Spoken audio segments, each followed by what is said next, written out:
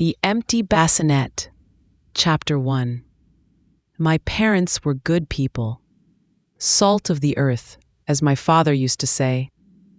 They built a life together, simple and steady, rooted in hard work and quiet devotion. They were loving parents to me, their only child. Growing up, I never questioned the narrative of my life, the story of our family.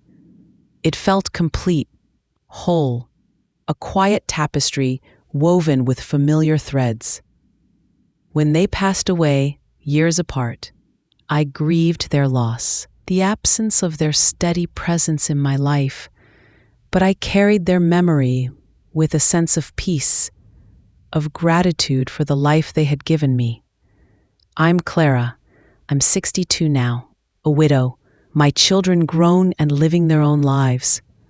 I had always been an only child, the center of my parents' world. I never had siblings to share childhood secrets with, to navigate the complexities of family dynamics alongside. It was just the three of us, a tight-knit unit. Or so I thought. Sorting through my mother's belongings after her passing was a task filled with both sorrow and quiet reflection. Her house was a repository of our family history, filled with the scent of her favorite lavender soap and the tangible remnants of a life lived. Old photographs, letters, journals, objects that held the echoes of days gone by. In the attic, a dusty space filled with forgotten treasures and the scent of aged paper. I found an old wooden trunk tucked away in the furthest corner beneath a stack of worn blankets. It wasn't a trunk I recognized, its wood dark and unvarnished, its hinges slightly rusted. It wasn't locked, and I opened it with a sense of curiosity. What had my mother kept hidden away in this old trunk? Inside, carefully folded, were layers of old linens, baby clothes, items from a time before I was born. And beneath it all, wrapped in a yellowed lace shawl, I found a small, worn leather journal, its cover smooth with age. My heart gave a little jump. My mother's journal? From her younger years? My mother wasn't one for keeping diaries. Her thoughts and feelings were usually kept close, expressed in quiet ways. I picked up the journal, the leather soft and worn under my fingers. I opened it to the first page. The handwriting was indeed my mother's, younger, less shaky than I knew, but undeniably hers. The first entry was dated in the spring of 1962, the year I was born. The entries in the journal were personal, reflections on her life, her hopes, her fears. She wrote about her marriage to my father, her joy at starting a family. She wrote about being pregnant, about the anticipation of becoming a mother. She wrote about the nesting, the preparing for the baby's arrival, the setting up of the nursery, the tiny clothes, the small bassinet placed by the window. Her entries were filled with the universal emotions of a woman awaiting the birth of her first child. Excitement, nervousness, dreams of the future. She wrote about my father's joy, his quiet pride at the thought of becoming a father. Then, the entries became more focused on the physical realities of pregnancy, the discomfort, the anticipation of labor. She wrote about her visits to the doctor, the checkups, the growing excitement as the due date approached. Her entry for April 10th, 1962 was filled with a mix of anticipation and nervousness. April 10th, 1962. The doctor says it could be any day now. The baby is ready. I am ready. Robert is beside himself with excitement. The nursery is perfect. The bassinet is waiting. Soon our little one will be here. The entries that followed were brief, disjointed, written in a shaky hand, as if penned during a period of intense emotion or physical distress. April 12th, 1962. The longest night. The hardest moments. So much pain. So much fear. Robert holding my hand. The doctor, the nurses, their faces grim.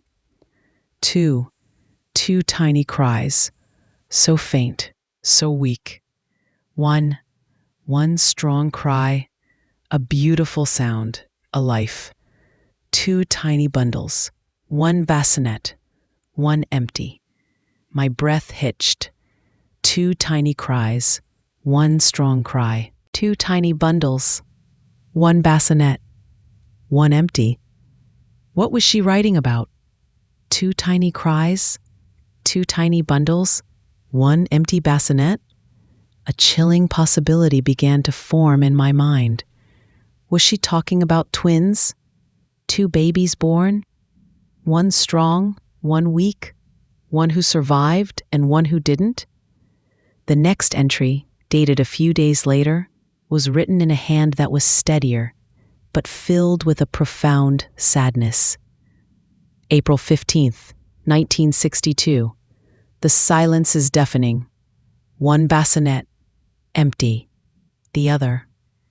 Filled with a life so precious, so fragile.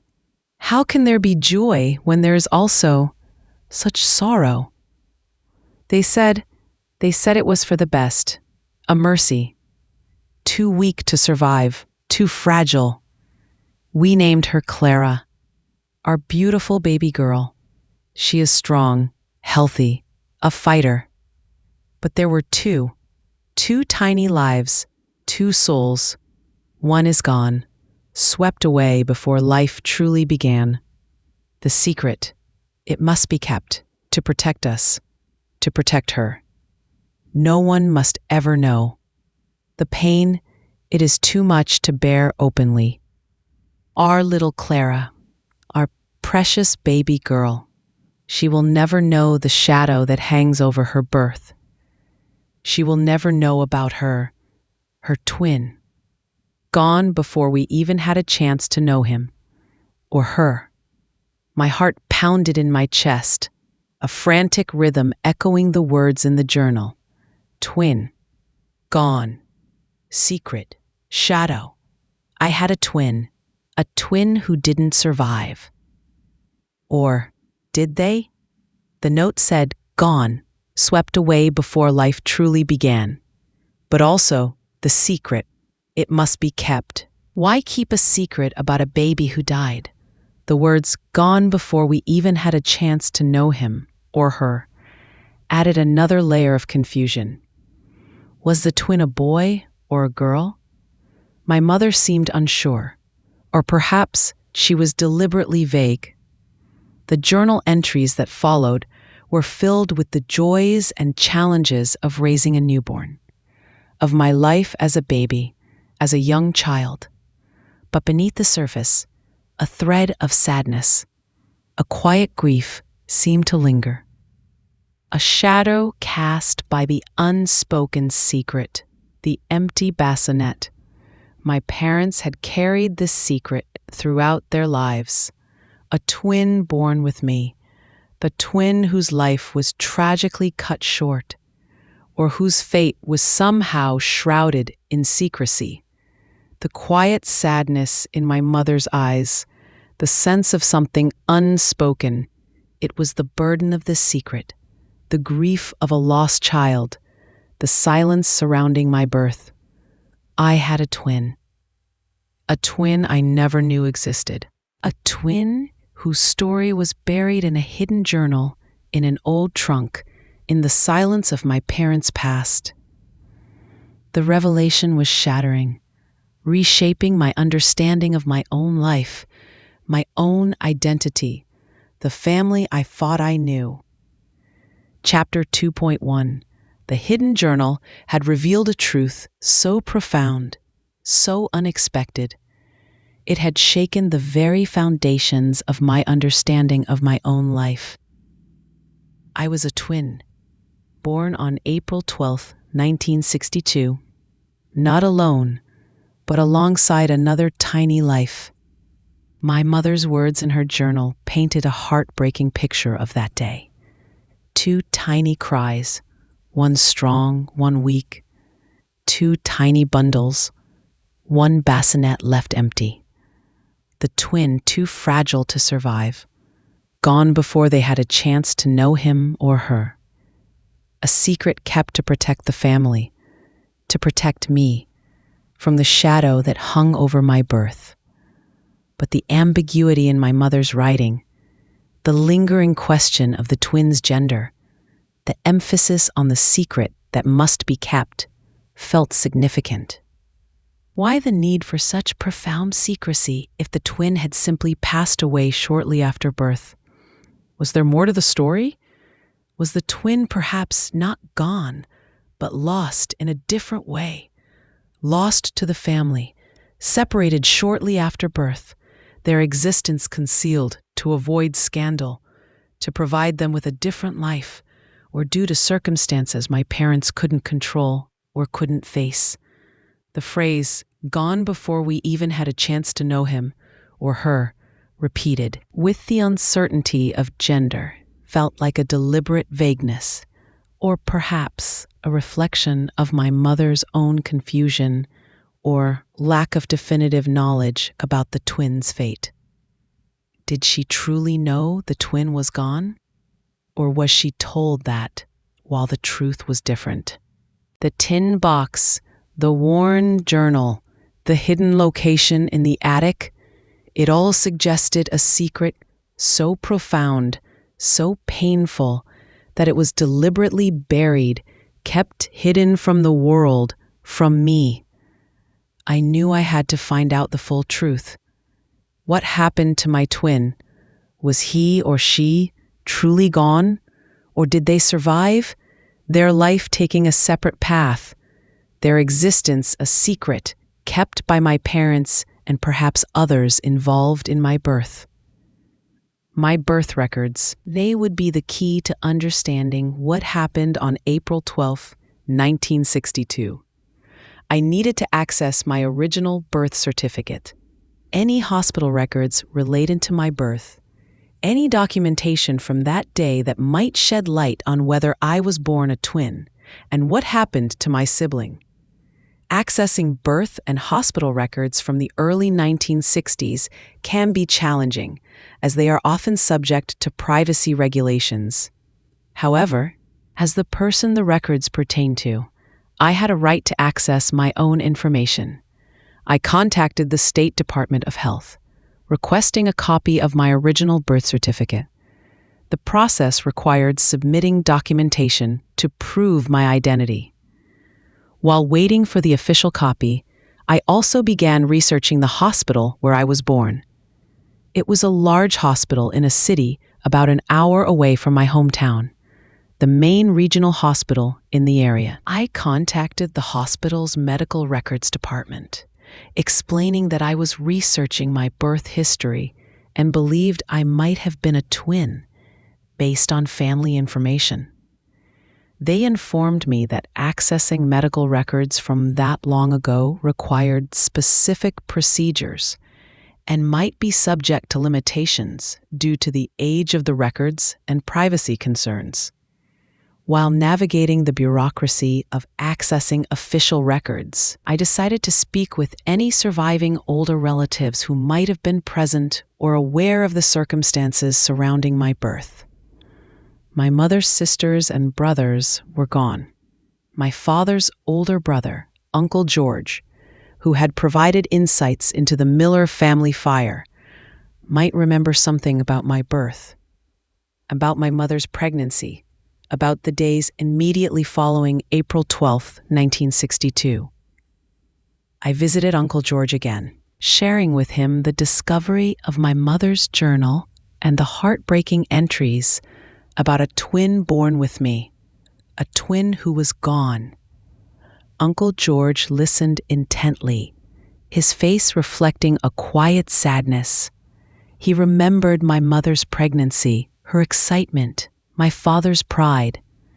He remembered visiting my mother in the hospital after I was born, seeing me, a healthy baby.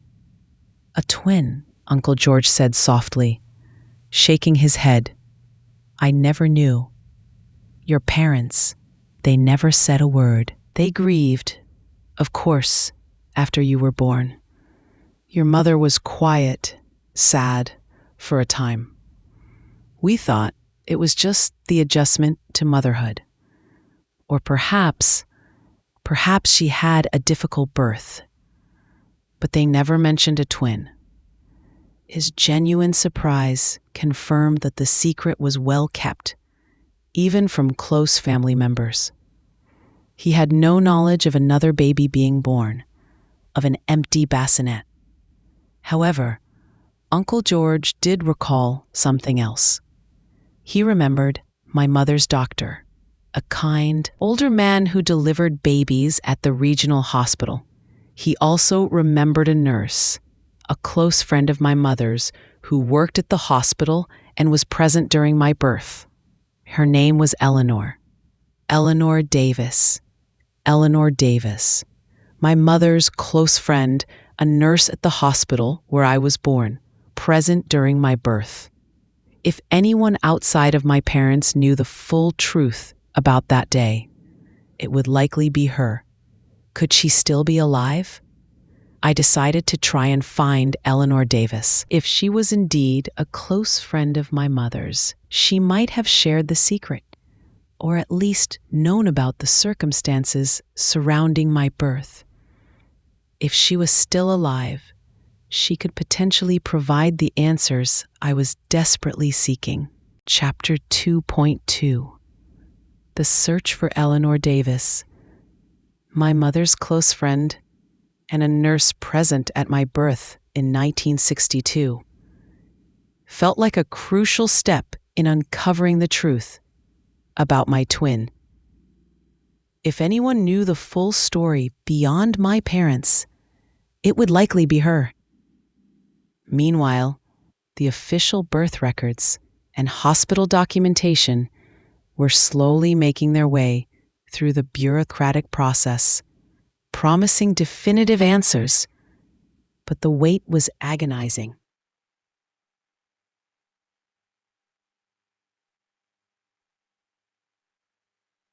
Finding someone after 60 years with only a name and a past profession was a daunting task. I began by researching individuals named Eleanor Davis, who were nurses in the region in the early 1960s. I searched professional directories, online databases, and genealogical records, looking for anyone who matched the description and time frame. The name Eleanor Davis was not as common as some, which helped narrow the search. I found a few possibilities. Individuals who were registered nurses in the state during that period. I tried to find any current contact information for these individuals or information about their lives after the 1960s. While researching Eleanor Davis, the nurse, I also received a copy of my original birth certificate from the State Department of Health. I opened the envelope with trembling hands, my heart pounding in my chest. The certificate was a formal document detailing my birth. My name, my parents' names, the date, the place. I scanned the document, looking for any mention of a twin, any indication that more than one child was born. The birth certificate listed me, Clara Vance, as the only child born to Robert and Margaret Vance on April 12, 1962. There was no mention of a twin, no indication of a multiple birth. The official record stated that I was the only child born at that time. The birth certificate contradicted my mother's journal entries. Was the journal inaccurate? Was she mistaken? Or was the official record deliberately falsified to conceal the truth of a twin being born? If the official record was falsified, it suggested a deliberate effort to hide the truth, an orchestration involving perhaps the doctor, the hospital, and my parents. Why would they go to such lengths to conceal the birth of a twin, even if the twin didn't survive? Unless the twin did survive, and their existence was hidden for other reasons. The ambiguity in my mother's journal, gone before we even had a chance to know him or her, and the emphasis on the secret that must be kept, seemed to support the possibility of a deliberate concealment rather than just a simple loss shortly after birth. I continued my search for Eleanor Davis, the nurse. Through genealogical research and online databases, I was able to narrow down the possibilities and find information about one specific Eleanor Davis, who was a registered nurse in the region in the early 1960s. She had married, her last name changed to Miller, a common name, but one that resonated with the Miller family fire story from a previous search. Though I knew logically the time frames and locations were different, the name itself sparked a connection. She had retired and was reportedly living in a town not far from where I lived. I found a potential current address for Eleanor Miller, the former Eleanor Davis. Reaching out to her, a woman who had been present at my birth and who was a close friend of my mother's, a woman who might hold the key to understanding the secret, felt like a monumental step. I decided to write her a letter first, a sensitive introduction explaining who I was, my connection to her friend, Margaret Vance, my mother, and my research into my birth history. I mentioned finding my mother's journal and her entries about a twin, and the discrepancy with my birth certificate. I gently explained that I was trying to understand a family mystery related to my birth on April 12, 1962, and that I believed she might have some information that could help me. I included a copy of the journal entries about the twin.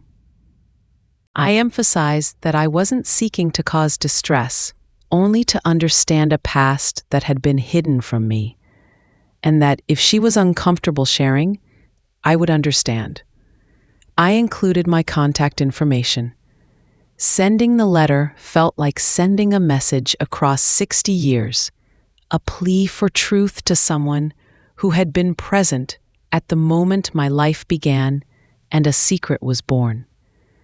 The waiting period was filled with intense anxiety and anticipation. Would she remember my mother? Would she remember the details of my birth? Would she know about the twin? Would she be willing to share a secret that had been kept buried for so long? Then one afternoon, my phone rang, an unknown number. My heart pounded. I took a deep breath and answered. "Hello? Is this Clara Vance?" The voice was female, older, kind, but with a hint of caution. "Yes," I said, my voice trembling. "This is Clara Vance." "My name is Eleanor Miller," she said. I received your letter about Margaret."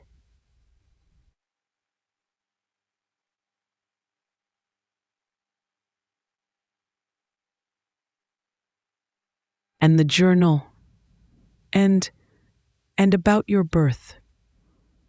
It was her, Eleanor Davis Miller, the nurse, my mother's friend, the woman who was present at my birth, the woman who held the key to the secret. Chapter 3.1. The voice of Eleanor Miller, the nurse present at my birth and my mother's friend, was a direct link to the past, a tangible connection to the secrets of April 12th, 1962. Her acknowledgement of my letter, of Margaret and the journal, confirmed that she knew about the secret, or at least knew enough to understand the significance of my inquiry. We talked for a long time on the phone that first call, and in subsequent calls. Eleanor was initially hesitant, her voice reflecting a deep sense of protectiveness and the weight of a long-held secret. She spoke of my mother, Margaret, with affection, remembering her as a kind and loving friend. She remembered my birth, the day I was born, April 12th.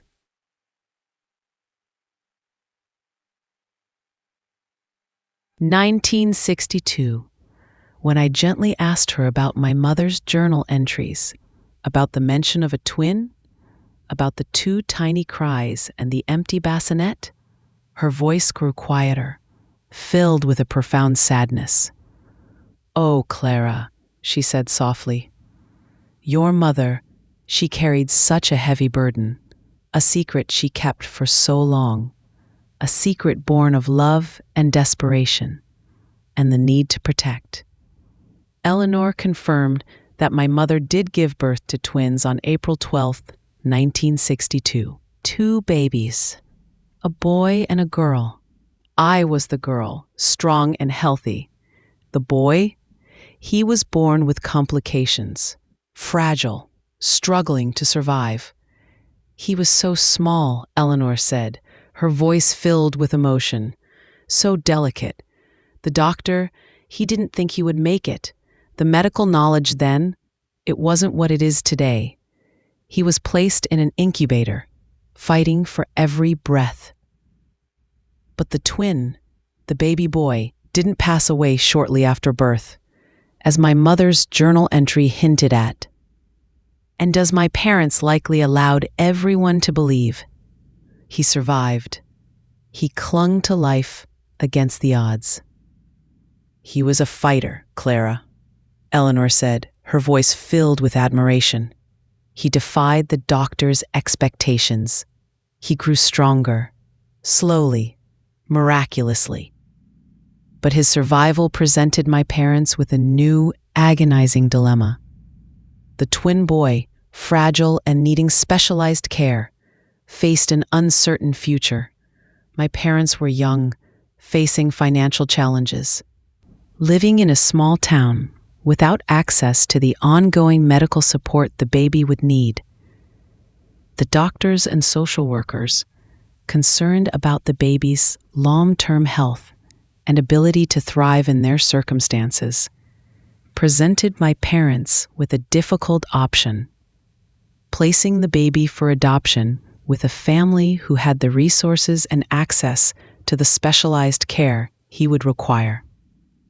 It was an impossible choice for Margaret, Eleanor said, her voice thick with emotion. She loved him, Clara, with all her heart, but she was terrified of not being able to provide for his medical needs, terrified of seeing him suffer. The social workers painted a picture of a life he could have, a life filled with the best care, a chance to thrive, a chance they believed he wouldn't have with them.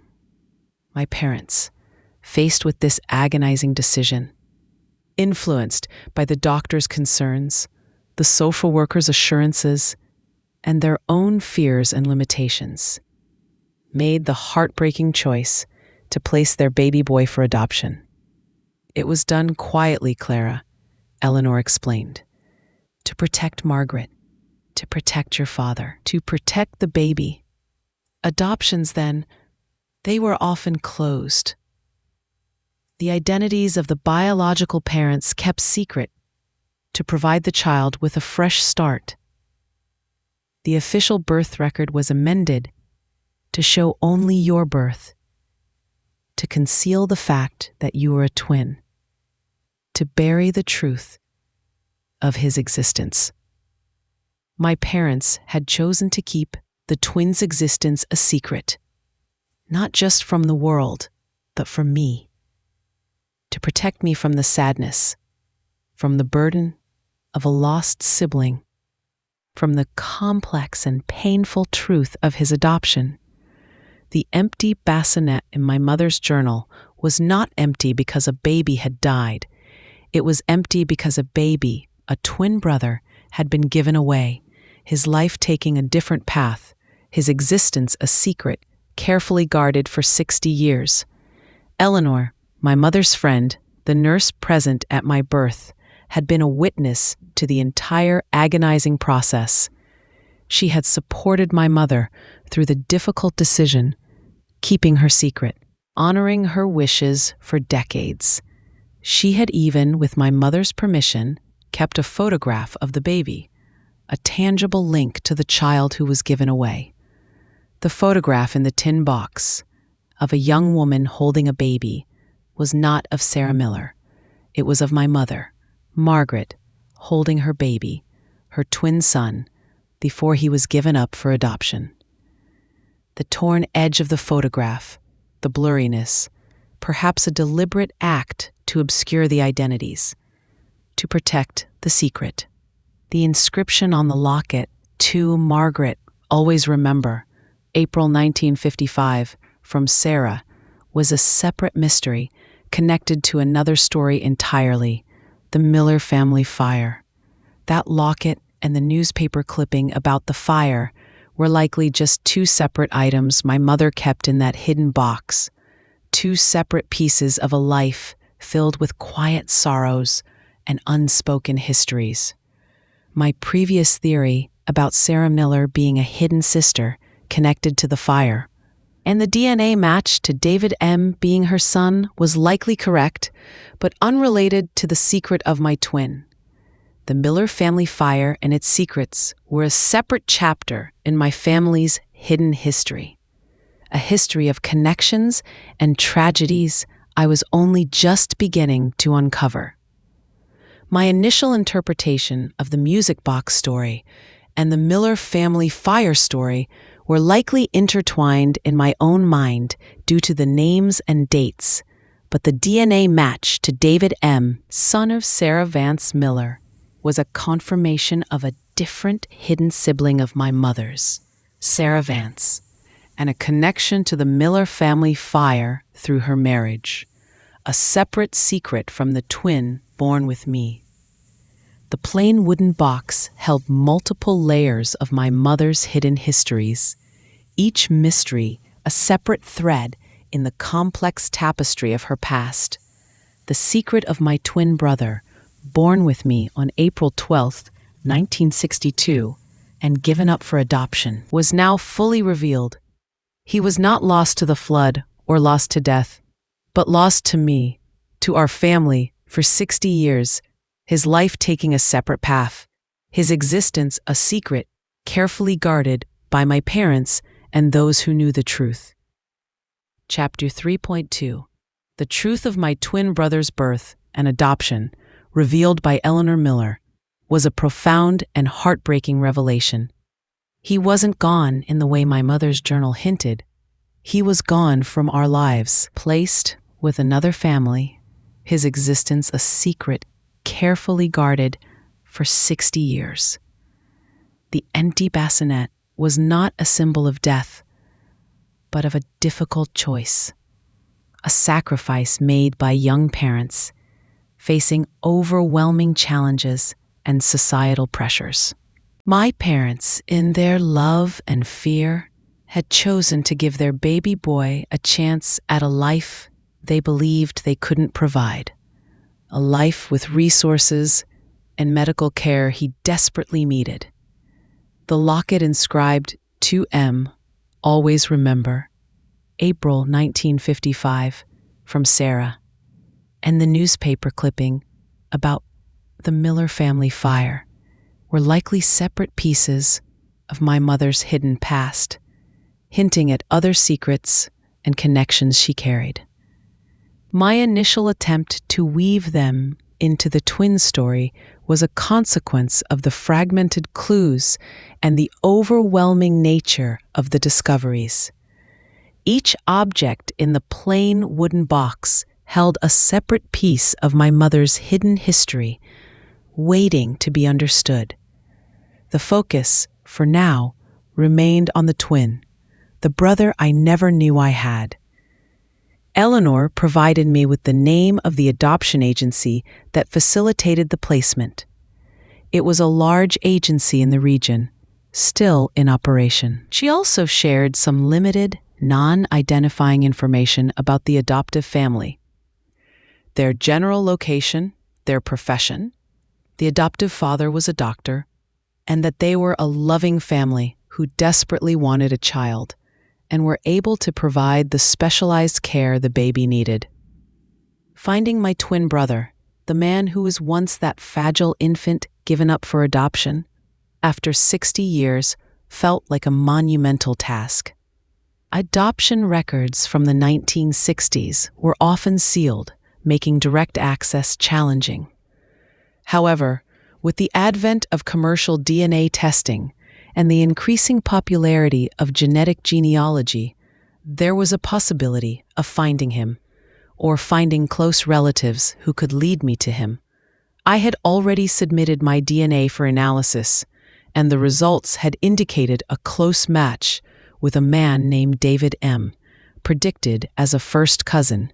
My initial theory about David M. being the son of my mother's hidden sister, Sarah Vance Miller, connected to the Miller family fire, was a separate mystery unfolding. However, the close match to David M. was a strong indicator of a shared set of grandparents. If David M.'s parents were indeed Thomas Miller and Sarah Vance, my mother's hidden sister, then we were first cousins. But if the M in David M.'s name stood for something else, and his connection was through my father's side, it was also a possibility. I decided to focus on the information from Eleanor about the adoption agency and the adoptive family. I contacted the adoption agency, explaining that I was researching my birth history and believed I might have a twin brother who was placed for adoption through their agency in 1962. I provided them with my information, my date of birth, and the details from my mother's journal about a twin brother. I requested that they facilitate contact with my twin brother if he was registered with them or was open to contact. Adoption agencies often maintain registries for biological relatives seeking to connect. While navigating the formal process with the adoption agency, I continued to research the general location and profession of the adoptive family, a doctor in a specific region. I searched for doctors in that region who were practicing in the early 1960s and who might have adopted a male infant around that time. The search was challenging, requiring me to cross-reference medical directories, local histories, and online databases. Simultaneously, I decided to revisit the DNA match with David M. The predicted relationship was first cousin. If he was indeed my first cousin, the son of my mother's hidden sister, Sarah Vance Miller, then his DNA would also show a connection to my mother's parents. I reached out to David M. again, sharing more about my family history research, including the name of my mother's parents, Robert and Margaret Vance, and her maiden name, Vance. I asked him if he had any information about his mother's side of the family, if he knew the names of her parents, or if he had any relatives with the last name Vance in his family tree. David M. responded with interest. He shared that he knew his mother's maiden name was Vance, but he knew little about her family. His father, Thomas Miller, had rarely spoken of his past or his family. David M. had done some genealogical research himself, but had hit roadblocks on his mother's side.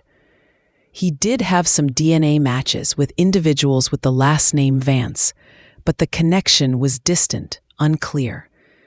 The possibility that David M. was the son of my mother's hidden sister, Sarah Vance Miller, and that my mother had a sibling whose existence was kept secret from me, was a separate unfolding mystery, connected to the Miller family fire and its secrets.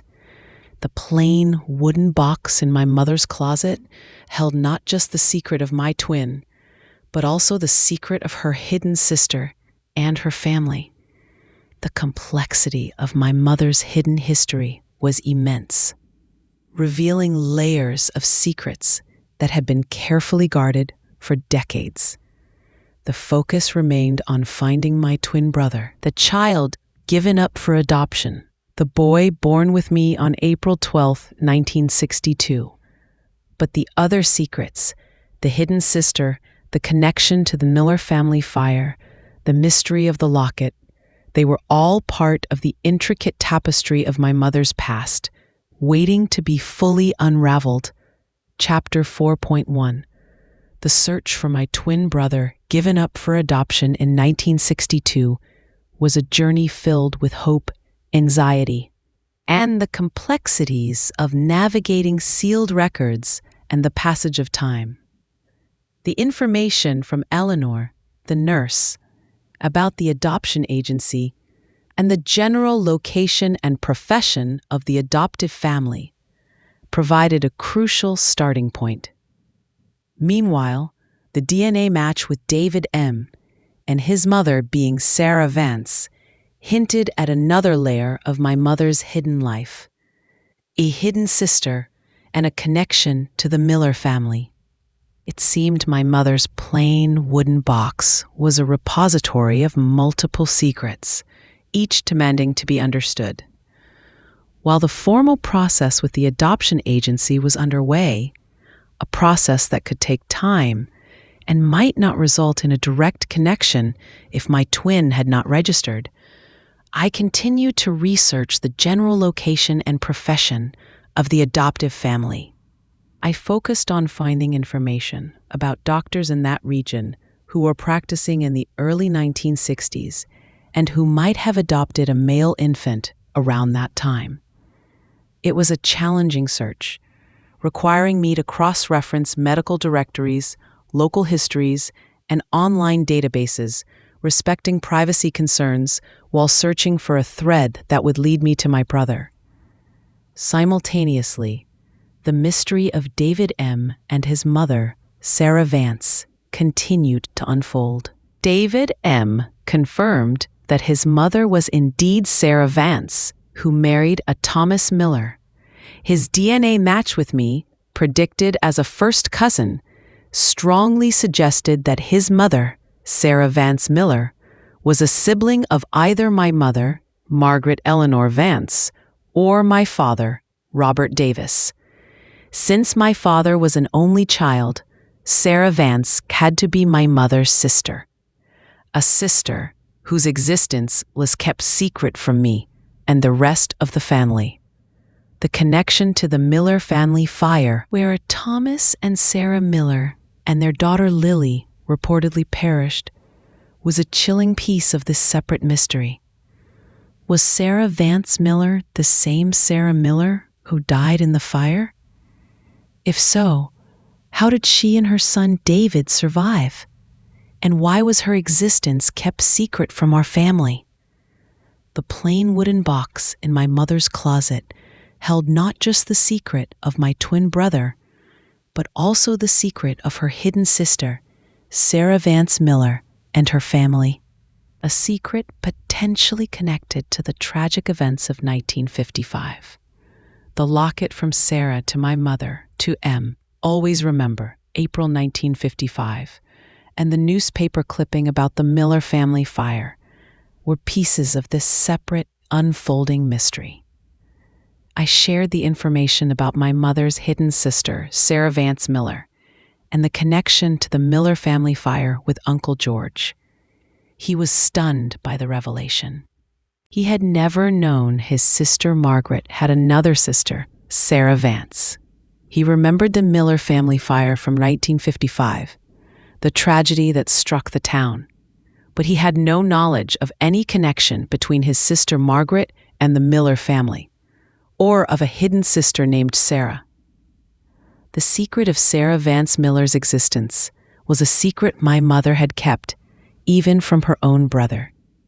The complexity of my mother's hidden life was immense, revealing layers of secrets that had been carefully guarded for decades.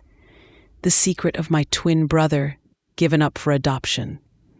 The secret of her hidden sister, Sarah Vance Miller, and her connection to the Miller family fire. Each secret a separate thread in the intricate tapestry of her past, woven with difficult choices, love, loss, and the burden of unspoken truths. The focus remained on finding my twin brother.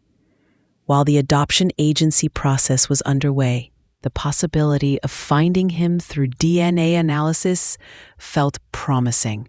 My DNA was in the database. If my twin brother or one of his children had also submitted their DNA, a match could occur, providing a direct link to him. Days turned into weeks, then months. The waiting was agonizing. Every email notification, every unknown phone call sparked a wave of anticipation and dread. What secrets would the DNA reveal next? Would it lead me to my twin brother, or would it uncover another hidden branch of my family tree? Then an email notification from the DNA database. A new match, a close match. Predicted relationship, sibling. The person was listed as anonymous. Sibling. My heart stopped. Sibling. It could only mean one thing. My twin brother. He was in the database. He had submitted his DNA. He was looking for his biological family. My hands trembled as I clicked on the profile. Anonymous. He had chosen to remain anonymous initially, perhaps uncertain, perhaps not ready for direct contact. But the predicted relationship was clear. Sibling. I clicked on the option to send a message to the anonymous match. I wrote a message, my fingers shaking on the keyboard. To my sibling. My name is Clara Vance. I was born on April 12, 1962. My biological mother was Margaret Vance. I recently learned through family records that I was born the twin, and that my twin brother was given up for adoption. I have been searching for you, my brother, for some time. If you are reading this, and you are indeed my twin, I want you to know that I have been looking for you, and that I would very much like to connect with you, to share our story, to finally know the brother I never knew I had. With hope and emotion, Clara Vance. Sending that message felt like releasing a lifetime of unspoken words, of buried secrets, into the universe.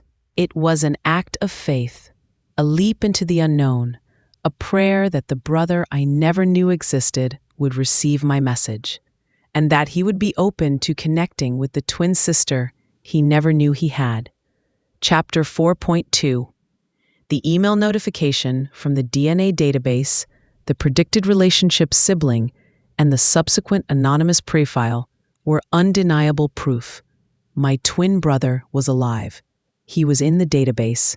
He was searching for his biological family. And he had found me. The empty bassinet in my mother's journal, the symbol of a heartbreaking choice and a lifetime of hidden pain, was not a symbol of death, but of a life lived elsewhere. A life I was now on the verge of connecting with. The waiting for a response to my message felt like an eternity. Every moment was filled with a mix of anticipation, anxiety, and a profound sense of disbelief that after 60 years, the brother I never knew existed was potentially just a message away. Then, a reply. A message from the anonymous profile. Clara, I received your message. Your words, they are a lot to take in. A twin? My birth mother, Margaret Vance? Given up for adoption? Yes, I was adopted. Born in 1962. I've been searching for my biological family for some time. The adoption records are sealed, but the DNA match, it seems to confirm what you are saying. I am also predicted as a sibling to you. This is overwhelming. I don't know what to say or think. I would like to talk, to hear more about this, to understand. My name is Thomas Foster. Thomas. His name was Thomas, the name my mother might have chosen for her twin son. and Foster, the name of the adoptive family Eleanor had mentioned, the doctor in the region who had adopted a male infant around that time. The pieces fit together with a profound emotional resonance. He was the baby in the incubator, the fragile twin who survived, the child given up for adoption, the boy named Thomas, the man who was my brother. We exchanged messages, hesitant at first, then with growing urgency, sharing details about our lives, our adoptive families, in Thomas's case, our interests, our histories. We were strangers, yet undeniably connected by blood, by a shared birth, by a secret that had shaped both our lives in profound ways. We arranged to talk on the phone. Hearing his voice for the first time, the voice of my twin brother, the person who shared the very beginning of my life, was an incredibly emotional experience. We talked for hours, sharing our stories, the narratives of our separate lives, the journeys that had led us to this moment of unexpected connection. Thomas had been raised in a loving home by John and Elizabeth Foster. They had been open about his adoption, but they knew very little about his biological family, only that he was born in 1962 and given up for adoption. Thomas had always felt a sense of a missing piece, a longing to understand his origins, to know about his biological parents, about the circumstances of his birth. His decision to do a DNA test was driven by this deep-seated need for answers. He was understandably emotional as I shared with him the story of our birth, the two tiny cries, the empty bassinet, our mother's journal entries, the agonizing decision to give him up for adoption, the reasons behind that choice, his fragility, the need for specialized care, our parents' limited resources, the social pressures of the time, the misguided belief that they were giving him a better chance at life. Thomas was not angry at our parents. He understood the context of the time, the difficult circumstances, the impossible choice they were faced with. He expressed a quiet sadness for the connection they never had, for the mother he never knew, for the father he never knew. The story of my mother's hidden sister, Sarah Vance Miller, and her connection to the Miller family fire in 1955 was a separate mystery, another layer of my mother's complex, hidden life. I shared with Thomas the little I knew about this, the DNA match with David M., the possibility of another hidden branch of our family tree. It was a lot for him to take in, another secret intertwined with his own story. We decided to meet in person. The day we met, seeing my twin brother, the person who shared my birth, the person who had been a ghost in my life for 60 years, was a moment of profound emotional intensity. We stood there, two strangers, yet undeniably connected, two halves of a whole, finally brought together after 6 decades of separation and silence. The silence of the empty bassinet was finally broken, replaced by the sound of two voices, two siblings sharing their stories, filling in the gaps of a lifetime of separation, finding a connection that transcended time and the secrets that had kept us apart. Chapter 5.1, The Meeting with Thomas, My Twin Brother, was a moment of profound emotional culmination. The end of a long and often challenging journey of uncovering buried truths. We stood there, two strangers brought together by a shared birth and a lifetime of hidden secrets. Our lives taking vastly different paths, yet undeniably connected by blood, by a shared beginning, by the silent weight of a secret that had shaped both our lives in profound ways. Thomas, raised by his loving adoptive parents, John and Elizabeth Foster, had lived a full and meaningful life. He was a kind man with a quiet strength and a deep capacity for understanding. He was grappling with the enormity of the revelations, the fact that he was a twin, that his biological mother was Margaret Vance, my mother, that his birth and adoption were shrouded in secrecy due to difficult circumstances and a misguided belief that it was for his own good. He was not angry at our parents. He understood the context of the time, the limited medical resources, the societal pressures faced by young parents, the agonizing choice they were forced to make. He felt a quiet sadness for the connection they never had, for the mother he never knew, for the father he never knew. But his heart was filled with gratitude for the Fosters, the parents who had given him a loving home and a stable life. Our relationship as newly found twin siblings was new, but it was rooted in a bond that went deeper than a lifetime of shared experiences. We were connected at the most fundamental level, sharing a birth date, a biological mother, a moment of shared existence at the very beginning of our lives. We spent time together, sharing stories, filling in the gaps of 60 years of separation.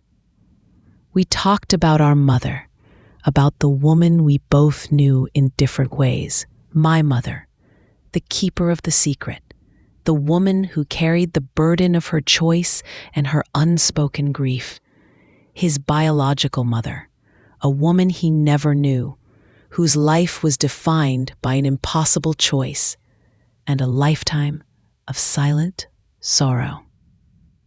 The mystery of the plain wooden box in my mother's closet, the secrets it contained, began to reveal its full scope.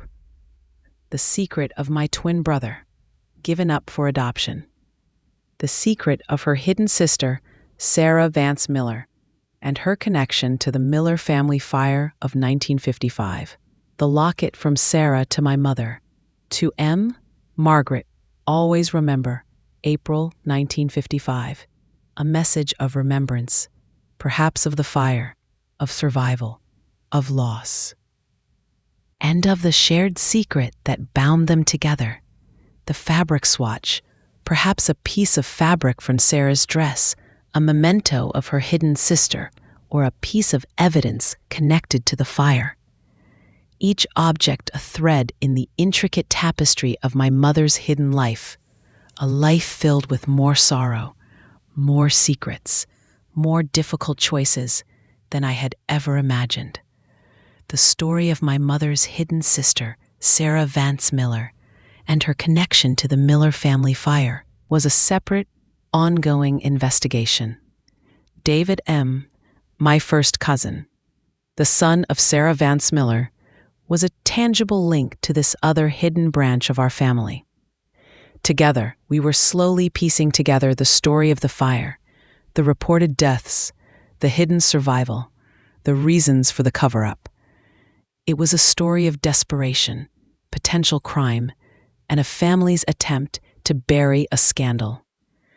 The journey to uncover my mother's hidden life had led me down unexpected paths, revealing not just the truth about my twin brother, but also the existence of a hidden sister and a connection to a tragic event from the past. The plain wooden box had indeed been a Pandora's box, but it had also been a catalyst for truth, for connection, for a family finding its way back to a form of wholeness, embracing its hidden branches and the lives that were shaped by secrets and difficult choices. Chapter 5.2, The Story of My Twin Brother Thomas.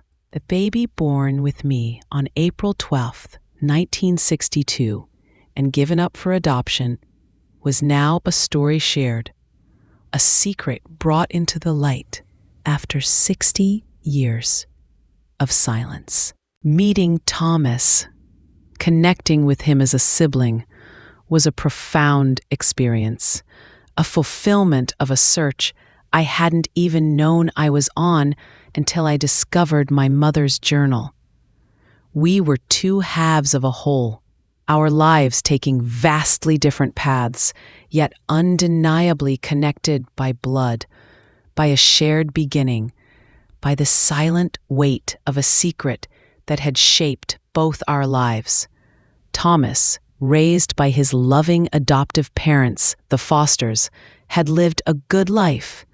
He was a kind, thoughtful man, deeply loved by his own family. The knowledge of his biological origins, while initially overwhelming, provided him with answers, with a sense of completeness, a deeper understanding of who he was and where he came from. He was not angry at our biological parents. He understood the context of the time, the difficult choices they faced, the fear that likely motivated their decision. He expressed gratitude for the life the Fosters had given him, the love and stability they had provided. Our relationship as newly found twin siblings was a gift, a bond that transcended the years of separation and the secrets that had kept us apart. We spent time together, sharing stories, filling in the gaps of our separate lives. We talked about our mother, Margaret Vance, the woman who carried the secret of our birth and adoption throughout her life. We spoke of her with love and compassion, acknowledging the impossible choice she was forced to make, the burden she carried in silence. The plain wooden box in my mother's closet, the repository of her hidden secrets, continued to hold other mysteries. The secret of her hidden sister, Sarah Vance Miller, and her connection to the Miller family fire of 1955 remained an ongoing investigation. The locket, inscribed to M. Margaret, always remember, April 1955, from Sarah, was a tangible link to this separate unfolding mystery, a message from a hidden sister about a tragic event and a secret that bound them together. David M., my first cousin, the son of Sarah Vance Miller, was a key figure in this other hidden branch of our family. Together, we were slowly piecing together the story of the fire, the reported deaths, the hidden survival, and the reasons for the cover-up. It was a story of desperation, potential crime, and a family's attempt to bury a scandal, a story that added another layer of complexity to my mother's hidden life. The legacy of my mother's secrets was immense, revealing a family history far more intricate and filled with hidden depths than I had ever imagined. But secrets, intended to protect, had created layers of silence and separation, shaping lives in unforeseen ways. But in uncovering the truth, in bringing the stories into the light, we were also finding connections, understanding, and a path towards dealing with the legacy of the past. My life, which began with a grandmother's dusty attic and a hidden journal, had been profoundly changed. I had uncovered the truth about my twin brother, found him, and connected with him as a sibling.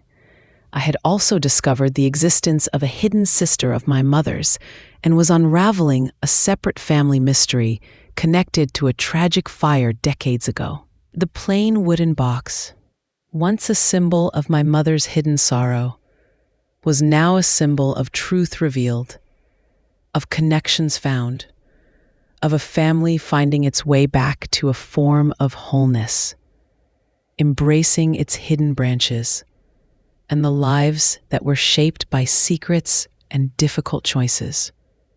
The journey was not over. The story of my mother's hidden sister and the Miller family fire still held unanswered questions, mysteries waiting to be fully revealed. But I faced the future with a sense of purpose, guided by the knowledge that the truth, however challenging, deserved to be known, and that family connections once lost could be found again. Weaving together the fragmented pieces of the past into a tapestry of understanding and connection in the present. The empty bassinet was no longer a symbol of loss and silence, but a symbol of a life lived elsewhere, a life that had now reconnected with its origins, a testament to the enduring power of family bonds and the unexpected ways truth finds its way home.